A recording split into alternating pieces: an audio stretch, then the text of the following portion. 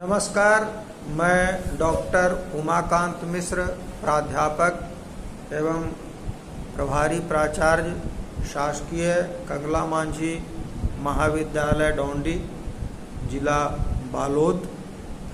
आज हम लोग हिंदी के प्रवासी कथाकार, आधुनिक हिंदी कहानी के प्रमुख हस्ताक्षर उषा प्रियंबदा रचित कहानी वापसी का अध्ययन करेंगे। हिंदी के विविध अंगों की अपेक्षा स्वतंत्र कला के रूप में विकसित कहानी सर्वाधिक लोकप्रिय विधा के रूप में समादृत है। इसके संबंध में सुप्रसिद्ध विद्वान डॉक्टर क्षेमचंद्र सुमन ने अहिमत दिया है। अपने आधुनिक रूप में कहानी उपन्यास की अनुजा होती हुई भी अपने स्वतंत्र कलात्मक विकास द्वारा साहित्य में विशिष्ट स्थान की अधिकारिणी समझी जाती है। कहानी शब्द के लिए गल्प, लघु कथा, आख्यायिका आदि शब्द प्रचलित हैं। हिंदी के प्रसिद्ध साहित्यकार कथा सम्राट मुंशी प्रेमचंद ने कहानी की परिभाषा इस प्रकार दी है: गल्प ऐसी रचना है जिसमें जीवन के किसी एक अंग या किसी एक मनोभाव को प्रदर्शित करना ही लेखक का उद्देश्य रहता है। उसके चरित्र, उसकी शैली, उसका कथा विन्यास सब उसी एक भाव को पुष्ट करते हैं। वह ऐसा रमणीय उद्यान नहीं जिसमें भांति भांति के फूल, बेल बूटे सजे हुए हो, बल्कि एक ऐसा गमला है जिसमें एक ही पौधे का माधुर्य अपने समुन्नत रूप में दृष्टिगोचर होता है। वापसी कहानी के रचनाकार उषा प्रियंबदा का जन्म कानपुर में तथा उनकी उच्च शिक्षा एमए अंग्रेजी और पीएचडी इलाहाबाद विश्वविद्यालय में संपन्न हुई। दिल्ली में लेडी श्री राम कॉलेज और इलाहाबाद विश्वविद्यालय में अध्यापन का सुअवसर उन्हें मिला। कहानी संग्रह वनवास, कितना बड़ा झूठ, शून्य, मेरी प्रिय कहानियाँ के साथ इनके प्रकाशित उपन्यास हैं रुकोगी नहीं राधिका, शेष यात्रा, 55 खंभे, लाल दीवारें आदि। उत्कृष्ट लेखन के लिए 2007 में उन्हें पद्म भूषण डॉक्टर मोटरी सत्यनारायण पुरस्कार से सम्मानित किया गया।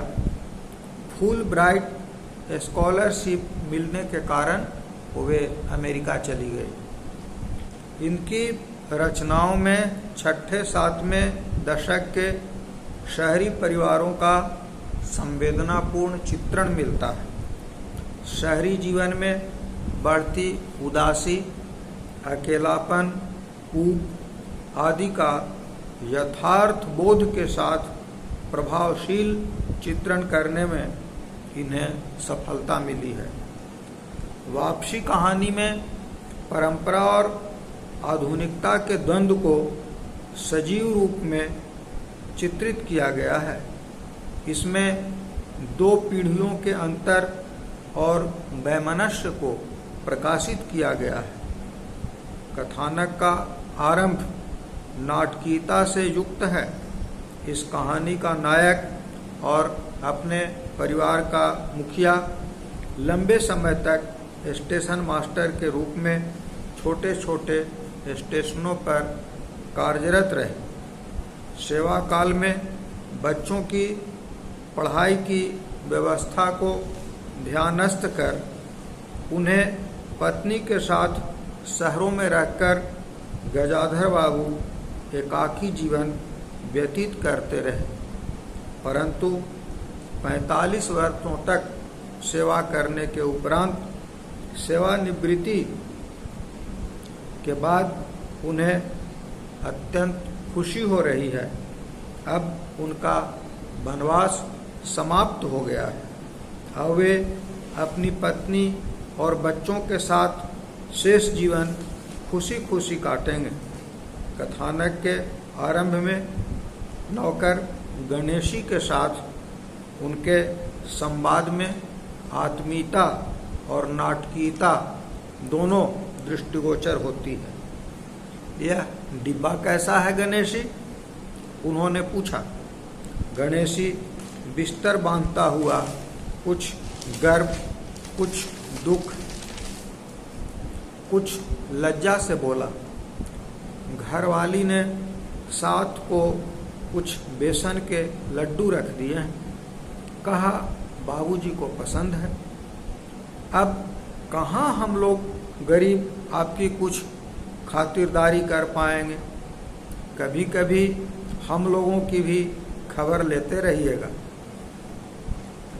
कभी कुछ जरूरत हो तो लिखना गणेशी। इस अगहन तक अपनी बिटिया की शादी कर दो। संसारी दृष्टि से गजाधर बाबू का जीवन सफल इसलिए माना जा सकता है क्योंकि अपने सेवा काल में उन्होंने शहर में एक मकान बना लिया और अपने बड़े पुत्र अमर और पुत्री कांति की शादी उन्होंने कर दी। अब 2 बच्चे नरेंद्र और वासंती ऊंची कक्षाओं में पढ़ रहे हैं। सेवा काल में जब उनकी पत्नी साथ में रहती थी, उन दिनों को गजाधर बाबू याद कर रहे हैं। किस तरह से अपने कोमल कोमल हाथों से रोटियां सेकती थी। जब दोपहर में ये कार्यस्थल से लौटते तो उस समय तक वह गरम गरम रोटियां सेक कर इन्हें देती और लेने से मना करने पर भी वह आग्रहपूर्वक इनके थाल में कुछ न कुछ डाल देती थी। अब इतने वर्षों के बाद उसी स्नेह और आत्मीयता की आकांक्षा लेकर गजाधर बाबू घर पहुंचते हैं। इतवार का दिन होने के नाते सभी बच्चे इकट्ठे होकर कहे लगाते हुए नाश्ता कर रहे थे। गजाधर बाबू के सूखे चेहरे पर मुस्कान आ गई, परंतु एकाएक अपने पास पिता को देखकर सभी सकपका गए। बहू माथा पर आंचल रखकर अंदर चली गई। पुत्र और पुत्री भी बारी बारी से खिसक गए। हाथ में अर्घ का लोटा लिए हुए अशुद्ध स्तुति के साथ तुलसी में पानी डालकर पति को अकेला बैठा देख पत्नी ने कहा, अरे आप अकेले बैठे हैं, यह सब कहाँ गए? रसोई घर में जाकर जूठे पड़े बर्तनों को देखकर तथा पुकारने पर भी नौकर के नहीं आने पर पत्नी बड़बड़ाती है। नौकर को लगता है बहू कहीं भेजी होगी। वहाँ पहुंचकर गजाधर बाबू जो अपनापन चाहते थे वह नहीं मिला। बेटा बहू पुत्री सभी स्वयं में व्यस्त हैं, मस्त हैं। घर की पूरी जिम्मेदारी नौकर और पत्नी पर है। जिस तरह से बाहर से कोई मेहमान आता है, उसी रूप में बैठक की कुछ कुर्सियों को खिसकाकर गजाधर बाबू के लिए खाट डाल दी जाती है। वे पत्नी से कहते हैं कि अब पेंशन से ही घर चलाना पड़ेगा, खर्च में भी सावधानी रखनी पड़ेगी। इस पर पत्नी स्पष्ट शब्दों में कहती है कि सभी खर्च तो वाजिब वाजिब है, कटौती कहाँ करें। कभी न मन का पहना न ओढ़ा। इस जवाब से गजाधर बाबू आहत हो जाते हैं। घर को व्यवस्थित करने के लिए उन्होंने अब तक एकाकी जीवन गुजारा। वे उल्लास के साथ इस घर में आए थे कि सब मिलकर सुख दुख को बांटेंगे और नए सिरे से जीवन को सुखद अनुभूतियों के साथ व्यतीत करेंगे। परंतु जब उन्हें ऐसा अनुभव होता है कि अब आय बिल्कुल कम है, तो वे अपने नौकर का हिसाब कर देते हैं और उसे चलता कर देते हैं।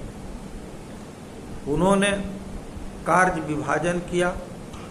बसंती को बुलाकर उन्होंने कहा कि अब शाम का भोजन तुम बनाएगी और सुबह का तुम्हारी भाभी।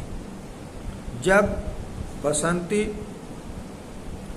पढ़ाई का तर्क देती है तो वे उसे प्यार से समझाते हैं कि देखो, अब माँ में पुरानी शक्ति नहीं रही। घर के कार्यों में तुम लोगों को हाथ बटाना सीखना चाहिए। जब बहू भोजन बनाने के लिए आती है तो कई दिनों की सामग्री राशन एक दिन में ही खर्च कर डालती है, और जब बसंती शाम को भोजन बनाने जाती है तो जानबूझकर वह इस तरह का भोजन बनाती है कि भाई और बहन में जोरदार कहासुनी हो जाती है। किसी प्रकार माँ अपने पुत्र को मनाती है और अपने हाथों से कुछ और बनाकर खिलाती है। नौकर को निकाल देने पर बेटा और बहू दोनों में कड़वी प्रतिक्रिया है। बेटा यह कहता है कि तो क्या साइकिल पर गेहूं ले जाकर मैं बाजार में उसे पिसाऊंगा। नौकर के निकाले जाने से पुत्र और बहू इतना आहत हो जाते हैं कि वे अलग घर में रहने की योजना बनाने लगते हैं और पुत्री बसंती को बार बार अपनी सहेली शीला के घर में जाने से रोकने पर वह काफ़ी समय तक मुंह लटका लेती है, पिता से बोलना तक बंद कर देती है। पुत्री और पुत्र के व्यवहार के अतिरिक्त पत्नी भी पति की भावनाओं का ख्याल नहीं रखती, आदर नहीं करती, बल्कि बच्चों का पक्ष लेते हुए वह पति से कहती है कि बच्चे अब बड़े हो गए हैं, इनके कार्यों में बार बार हस्तक्षेप करना ठीक नहीं है। उन्हें दुखी करना बिल्कुल ही उचित नहीं है, इसलिए जैसा चल रहा है चलने दो।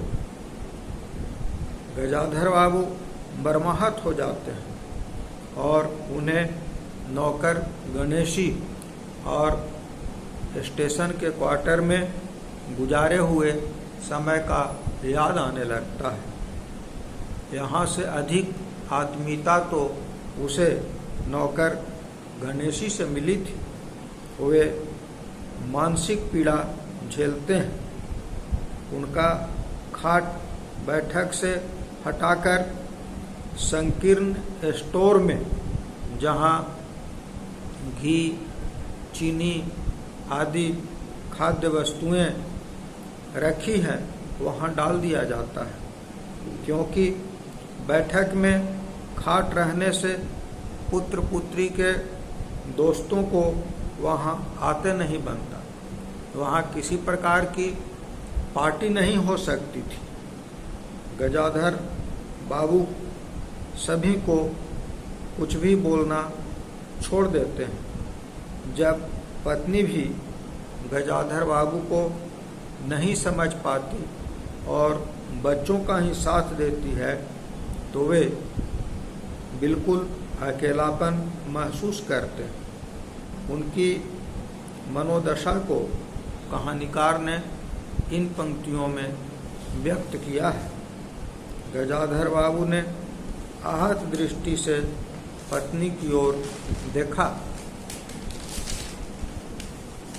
उन्होंने अनुभव किया कि वह पत्नी व बच्चों के लिए केवल धनोपार्जन के निमित्त मात्र है। जिस व्यक्ति के अस्तित्व से पत्नी मांग में सिंदूर डालने की अधिकारी है, समाज में उसकी प्रतिष्ठा है, उसके सामने वह दो वक्त का भोजन की थाली रख देने से सारे कर्तव्यों से छुट्टी पा जाती है।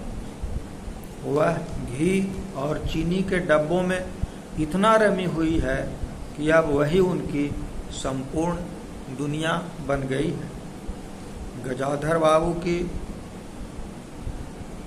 नौकरी के लिए जब रामजी मल की चीनी मिल से पत्र आया, तो अकेलापन से त्राण पाने के लिए उन्होंने वहां जाने का निश्चय कर लिया।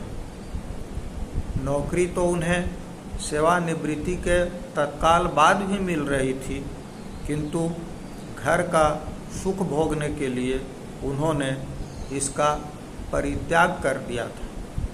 लेकिन आज उन्हें महसूस हुआ कि उन्हें पुनः नौकरी में वापस वहीं जाना चाहिए। जब पत्नी को साथ चलने के लिए उन्होंने कहा, तो वह चौंक गई। मैं? पत्नी ने सकपका कर कहा, मैं चलूंगी तो यहाँ क्या होगा? इतनी बड़ी गृहस्थी, फिर सयानी लड़की। परिवार के सभी सदस्य गजाधर बाबू के इस निर्णय से पुलकित हैं। उनका पुत्र नरेंद्र तत्परता से बिस्तर बांध देता है। उनका सब कुछ तैयार कर दिया जाता है और नाश्ते के लिए लड्डू और मठरी बना दी जाती है और खुशी खुशी उन्हें विदा कर दिया जाता है।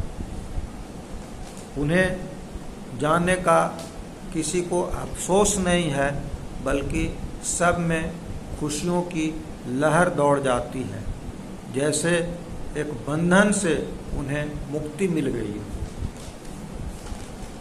बेटा और बहू तो उनके जाते ही पिक्चर जाने का कार्यक्रम बना लेते हैं और उनका साथ देने के लिए पुत्री बसंती भी उत्सुक हो जाती है। इतना ही नहीं, पत्नी स्टोर में जाती है और निकलकर नरेंद्र से कहती है कि बाबूजी की चारपाई कमरे से तत्काल बाहर निकाल दो, वहाँ चलने तक की जगह नहीं है। इस प्रकार दो पीढ़ियों के अंतर्द्वंद से संपूरित इस कहानी का कथानक आधुनिकता बोध को यथार्थवादी रूप में अभिव्यक्त करने में सक्षम है। गजाधर बाबू यहाँ एक वस्तु के रूप में स्वयं को पा रहे थे। सेवानिवृत्त गजाधर बाबू घर में अपनों से अपनापन न पाकर घर में अपनी उपस्थिति से उत्पन्न विद्रोह को टालते हुए फिर से नौकरी में वापसी करते हैं। इसलिए इसका शीर्षक साभिप्राय और सार्थक है। सीमित पात्र योजना के द्वारा समसामयिक परिदृश्यों को चित्रित करने में लेखिका को अपूर्व सफलता मिली। वर्तमान पीढ़ी में घर के मुखिया के प्रति श्रद्धा की जगह उत्पन्न तनाव और विद्रोह को इस कहानी में प्रस्तुत किया गया है। देश काल और वातावरण की दृष्टि से यह सफल कहानी है। इस कहानी की प्रासंगिकता असंदिग्ध है। इस कहानी का उद्देश्य गजाधर बाबू जैसे अनेकानेक रिटायर्ड व्यक्तियों की पीड़ा और अंतर्द्वंद को यथातथ्य पाठकों के समक्ष प्रस्तुत करना है। आधुनिकतावादी मध्यवर्गीय परिवार में व्याप्त हो रही संवेदनहीनता का साभिप्राय झांकी इस कहानी में कदम कदम पर मिलती है। अवकाश प्राप्ति के बाद वे अपने ही घर में अपने ही बच्चे और पत्नी के बीच अजनबी बन गए तथा स्टोर की सामग्री बनकर जीवन व्यतीत करने को विवश होने लगे। वैयक्तिक और जनरेशन गैप की समस्या को नूतन कथा शिल्प में ढालकर लेखिका ने यहाँ प्रस्तुत किया है। इस कहानी की भाषा भावानुकूल और प्रभावोत्पादक है। बिटिया, घरवाली, विछोह आदि हिंदी के शब्दों के साथ कुशन, क्वार्टर, ड्यूटी आदि अंग्रेजी के शब्दों के साथ साथ खातिर, मजाल, खुशामद आदि उर्दू फारसी के शब्दों का साभिप्राय प्रयोग इस कहानी में परिलक्षित है।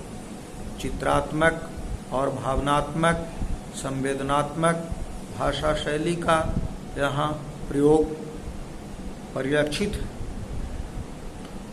निष्कर्षतः नाटकीयता, सार्थक शीर्षक, यथार्थोन्मुखता, अंतर्द्वंद का सम्यक चित्रण एवं नूतन शिल्प विधान के कारण प्रस्तुत कहानी सफल और सार्थक प्रतीत होती है। कथ्याभिव्यक्ति में कहानीकार को अपूर्व सफलता मिली। इस प्रकार मैं समझता हूँ कि उषा प्रियंवदा की यह कहानी आप लोगों को अच्छी लगी होगी, प्रेरक भी, क्योंकि आज हम घर घर में यह पाते हैं कि एक माता पिता अपने कई बच्चों को सुखपूर्वक पालते हैं, किसी प्रकार की उन्हें कठिनाई नहीं हो, इसलिए व्यक्तिगत स्तर पर बहुत सारी कठिनाइयाँ झेलते हैं, संघर्ष करते हैं। लेकिन जब वे अपने पुत्रों से, अपने परिवार से उस खुशी की चाह लेकर आते हैं, लौटते हैं, तो परिवार में उन्हें इस प्रकार की आत्मीयता नहीं मिलती। तो हमें निश्चित रूप से अपने अभिभावकों पर, अपने घर के वृद्धजनों पर विशेष रूप से ध्यान रखना चाहिए।